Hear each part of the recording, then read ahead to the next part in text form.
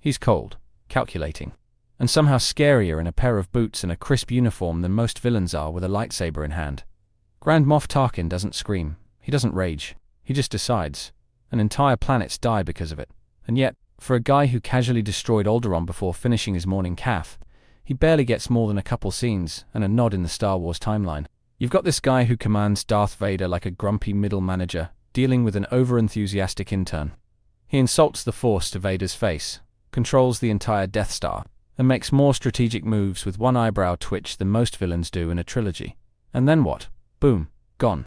Like a power outage at the height of a concert. Tarkin doesn't need flashy powers or emotional breakdowns to be terrifying.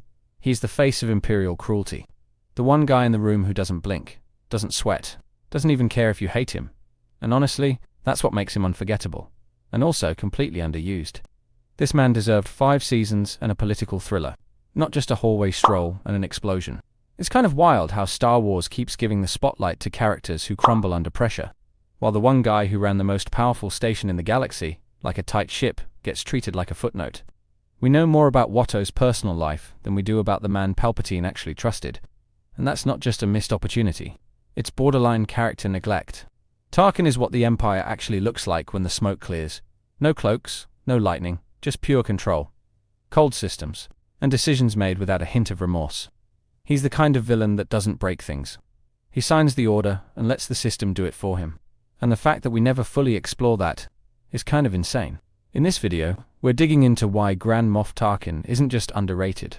He's the key to understanding what made the Empire truly terrifying, why his rise through the ranks deserves its own show, and how this silent tactician might be the most chilling villain Star Wars has ever created. Isn't it weird how one of the most cold-blooded figures in Star Wars history gets less screen time than a gonk droid?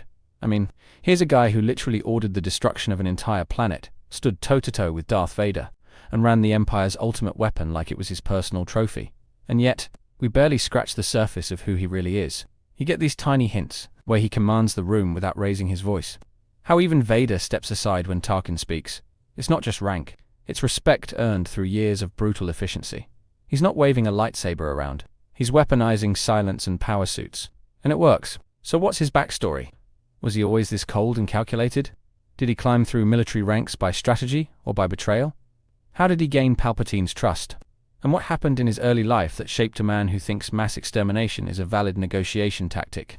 These are questions the films never answer, but they should. It's like Star Wars dangled this iceberg in front of us, showed us the tip, and said, yep, that's enough. But it's not enough, because every glimpse we get of Tarkin suggests a deeper story, a dangerous one, where politics, war, and pure unfiltered ambition mix into something far more fascinating than the man we saw at the controls of the Death Star. It's honestly baffling that Lucasfilm hasn't done more with this guy. Like, they gave Snoke more screen time and backstory than Tarkin, and Snoke barely lasted longer than a warm cup of calf. Meanwhile, Tarkin is this walking symbol of Imperial dominance, and they keep shoving him to the side like an extra from accounting. The man commanded Vader, like actually ordered him around, and not once did we see him flinch. That's not just guts. That's a level of authority most Star Wars villains could only dream of. But instead of giving him a series, or even just a deeper arc, they throw him into a couple episodes of the Clone Wars and call it a day. And sure, James Luceno's novel, Tarkin, fills in a few blanks, but most fans never read it. The books should supplement the story, not replace it. Why isn't there a live-action series about his rise from Republic officer to Emperor's right-hand enforcer? You're telling me Andor got greenlit, but Tarkin didn't even make the shortlist. It's not like there's no demand. Fans love morally grey masterminds. Breaking Bad made 5 seasons off that exact formula. Imagine a show that explores the politics of the Empire through his eyes. You'd have Senate drama, backstabbing, espionage, all without needing a single lightsaber swing. What's maddening is how much potential just sits there, untouched, while we keep getting new characters with less depth, less presence, and way more plot armor. Tarkin earned every inch of his power, and he deserves more than 5 smug close-ups and a single explosion. There's a strange kind of sadness to how little we really know about Tarkin, not because he's a tragic figure, but because he's a wasted one.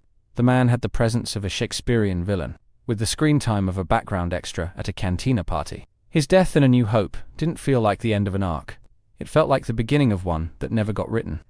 There was no real payoff, no dramatic monologue, no final insight into who he truly was. Just one big boom and that chilling look of realization, seconds too late. And maybe that's what stings the most. The fact that his legacy isn't really about him, it's about what he represented. Power, fear, order, and how those things crumble without understanding. His character could have explored that, shown us how a man becomes the enforcer of tyranny, and why he truly believed he was right. We could have seen his early struggles, his ideological shifts, maybe even his regrets. There's power in watching a villain believe they're the hero. But Tarkin never got that depth, never got to show us his inner conflict, or lack thereof. We're left with a statue, not a soul. And for a character who could have revealed so much about the Empire's inner workings, that's just a loss. Not just for him, but for the entire story. A man who shaped history, erased before we could ask why he did it in the first place. But even with the scraps we do get, you can't help but be blown away by how terrifyingly competent Tarkin is.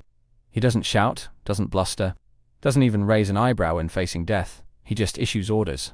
Like he's running a board meeting instead of a space station capable of planetary genocide.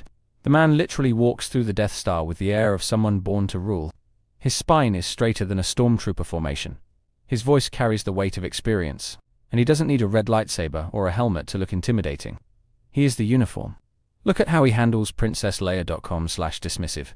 Unmoved by emotion. He doesn't play the good cop. He is the bad cop. But in the quietest, most clinical way possible. He doesn't gloat. He demonstrates. And that kind of control is scary. Because it's real. And the fact that Vader Vedata first to him in that movie says it all. Palpatine didn't need a Sith apprentice to keep order. He needed Tarkin, a man who saw emotion as a weakness, and politics as war by quieter means. No theatrics, just domination by design. He's the Empire's version of a self-made man. No magic powers, no chosen one, destiny, just raw ambition, ruthless discipline, and a willingness to do what others couldn't stomach, or even imagine.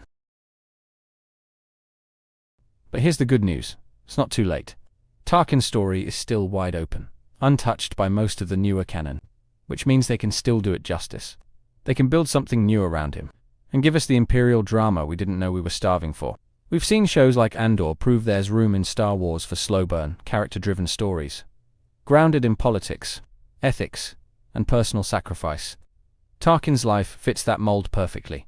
Give us the rise of the Tarkin Doctrine, his betrayal of Jedi ideals, his first kill for the Republic. Imagine a series where we watch him outmaneuver senators, test loyalty, build the first models of the Death Star, and rise as Palpatine's most trusted strategist. You could have cameos from Thrawn, Galen Erso, even Krennic, with Tarkin always being the man pulling the strings. And, maybe, just maybe, you show his limits, his cracks, the moments where his confidence covers fear, or worse, genuine belief that what he's doing is for the greater good. Because that's when a villain really comes to life. When you see their humanity behind the horror. The galaxy is filled with heroes and rebels. It's the villains that define the stakes. And Tarkin could be the most chilling example of that, if we finally gave him the time to show it.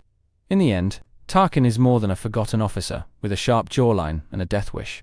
He's a blueprint, a warning, a cold reflection of what happens when ambition meets ideology and leaves morality behind. He didn't fail because he lacked power. He failed because he believed he had all the answers. He was a villain without theatrics, a monster in a boardroom, and in a universe of lightsabers and chosen ones. That made him uniquely terrifying. Because Tarkin didn't believe in destiny. He believed in order, imposed by force. Delivered without apology. And yet, his story was barely told. Lost in the noise of larger battles and louder villains. But what he stood for, and the legacy he left behind, still echo through every Imperial uniform and doctrine that followed. His shadow lingers, even if his name rarely does. That's what makes his absence feel so hollow. Not because he was likable, but because he was necessary. To understand the Empire, to understand how evil can be efficient, quiet, and strangely logical. So let's stop treating Tarkin like a footnote, and start treating him like what he really is. The most underrated villain in Star Wars, and maybe the one whose story we need the most right now. Thank you for watching. If you enjoy my videos, please consider looking at my pinned comment and checking out the links for my Amazon storefront. It contains my favorite Legos, my gear in which I make videos, and comics that I read on a daily basis. I update it constantly, so please, take a moment and click on the link. On top of that, check out my second channel, Critical Analysis Hub Plus, and my third channel, Critical Analysis Hub XP. Just one click would go on a long way in supporting my channels and future in YouTube.